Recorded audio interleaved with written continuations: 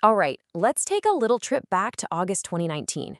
Now, in the database world, this was a huge moment. It's when a release dropped that really changed the game for how developers thought about two massive things: security and scale. We're talking about MongoDB 4.2. You know, back then, this was the billion-dollar question.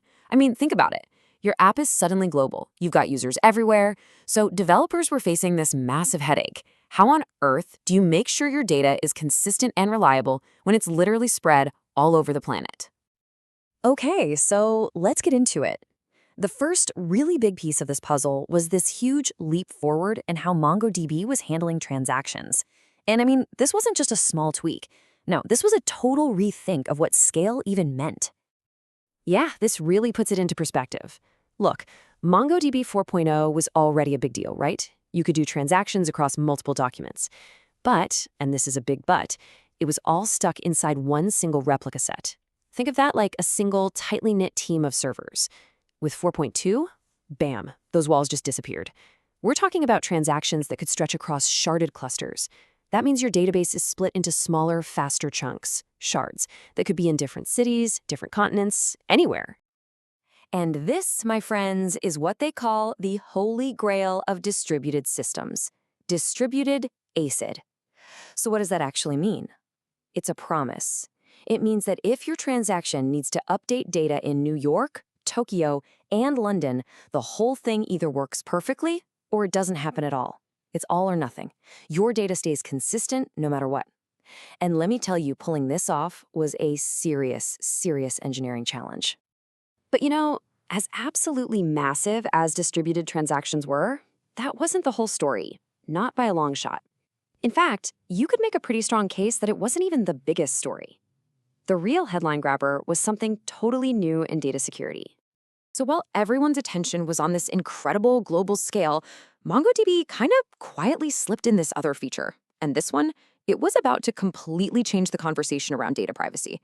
This was something way beyond just having a good security policy. It was called field-level encryption. And the idea is just brilliant.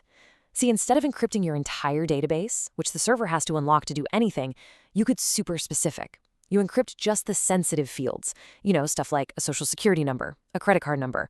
And here's the kicker. You do it on the client side, inside your own app, before that data even leaves for the database. So what's the result of that? Well, it's huge. It means your database admin, your cloud provider, heck, anyone who gets access to the server, they just see gibberish. They cannot read your most sensitive data. The sealed letter analogy is perfect. The mail carrier can hold the letter, they can deliver it, but they don't have the key to open it. Only your application, the one it was meant for, has that key. And I'm sure you can guess, this wasn't just some nice-to-have feature. For entire industries, this was an absolute game changer. It unlocked doors that had been slammed shut because of super strict rules and regulations.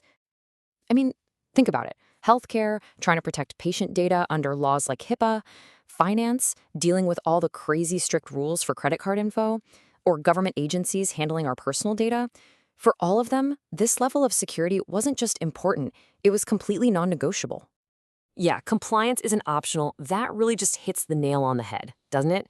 In these worlds, you can't just say you're secure. You have to be able to prove it. And field-level encryption, that was the proof. It was a technical guarantee. It was privacy built in from the ground up.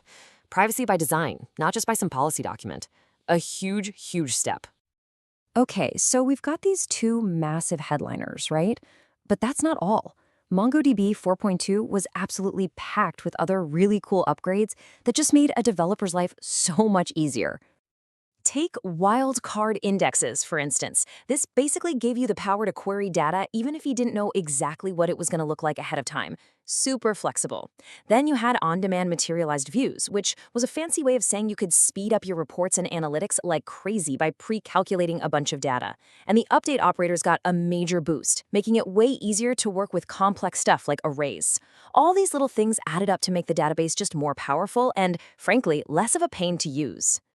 So when you kind of step back and look at the whole picture, you've got the global transactions, this incredible encryption, all these developer-friendly tweaks. You realize something. This release wasn't just a random grab bag of features. It was about something much bigger. No, this wasn't just a checklist of new stuff. There was a single, powerful idea, connecting everything, a theme that ran through the whole release. And that idea was all about building trust. And you can really break that trust down into 3 main pillars. First, trust that your data is truly secure thanks to field-level encryption.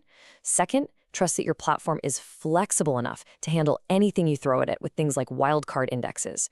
And third, trust that your database can scale with you no matter how big you get, which is exactly what distributed transactions delivered. It was this complete vision for what a database should be in the modern world. So that kind of leaves us with a final thought, right? MongoDB 4.2 set a new standard for trust back in 2019. But now, in a world that's creating more data than we can even imagine, what is that next frontier? What does building digital trust look like today? And what's the next big breakthrough going to be?